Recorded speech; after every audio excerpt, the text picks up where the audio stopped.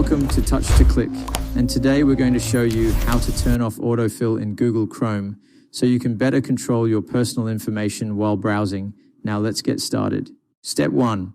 Open Google Chrome on your computer by clicking its icon on the desktop or selecting it from the Start menu. This is important because all the settings we need are inside the browser itself. Step 2. Look at the upper right corner of the Chrome window and click on the 3 vertical dots.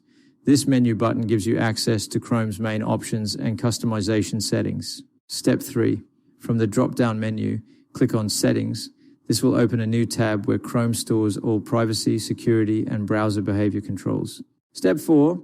Scroll through the settings page and click on Autofill and Password.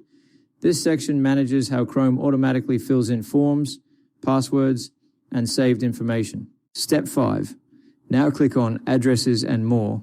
This option controls whether Chrome saves and uses your address details when filling out online forms. Step 6. Find the toggle next to Save and fill addresses and click it to turn it off.